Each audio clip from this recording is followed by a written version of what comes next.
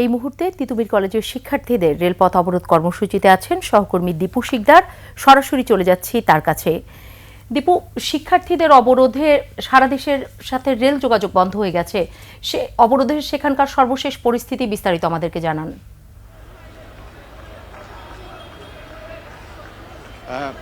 তিতুমির কলেজের যে পূর্ব ঘোষিত কর্মসূচি অনুযায়ী কিন্তু আজকে তারা যে সড়ক সেটা অবরোধ করে সেখানে তারা বিক্ষোভ চালিয়েছে। এরপরেই কিন্তু বিকেলের দিকে তারা এই মহাখালীর যে রেল লাইন তার উপরে তারা অবস্থান নিয়েছে। এখনও তারা বিক্ষোভ চালিয়ে যাচ্ছে।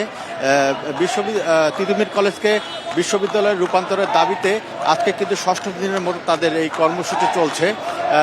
এখানে আমরা কিছুক্ষণ আগে যেটা জানতে পেরেছি, শিক্ষা মন্ত্রণালয়ের একটি প্রতিনিধি দল এখানে আসার কথা, কিন্তু সেটা এখনও কিন্তু তারা এসে পৌঁছেননি। আর এদিকে এখনও কিন্তু শিক্ষার্থীরা মুহুর্মুহু স্লোগান দিচ্ছে এবং তিতুমির কলেজকে বিশ্ববিদ্যালয়ে রূপান্তরের দাবি জানাচ্ছেন।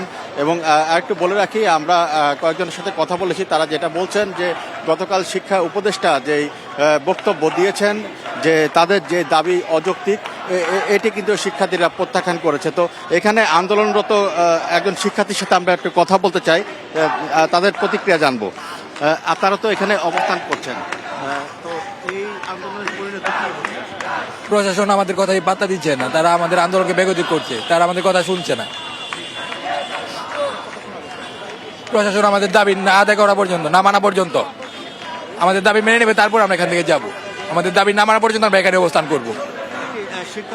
প্রতিনিধি দল আপনাদের এখানে আসার কথা, তারা কি এসছে? আসছে, তারা এখন এখানে পৌঁছায় না, আসতেছে, রাস্তায় আছে। অ্যান্টিঅক্সিডেন্ট ও ফ্লেভোনয়েড সমৃদ্ধ ফ্রেশ প্রিমিয়াম টি এক কাপে কাঁপিয়ে দিন। শুনছিলেন একজন আন্দোলনরত শিক্ষার্থীর বক্তব্য। তো এরকমই আর কি মহাখালীর এই অবস্থা, এবং তাদের এই অবস্থানের কারণে কিন্তু আশপাশের যে যান চলাচল সেটিও বন্ধ হয়ে গেছে। আর অপরদিকে কিন্তু আইন শৃঙ্খলা বাহিনীর প্রচুর সদস্য এখানে অবস্থান নিয়েছে। সব মিলে এই ছিল আমার কাছে সর্বশেষ তথ্য। দীপু, আপনাকে ধন্যবাদ। দর্শক, এতক্ষণ তিতুমির কলেজের শিক্ষার্থীদের অবরোধের খবর জানাচ্ছিলেন সহকর্মী দীপু শিকদার।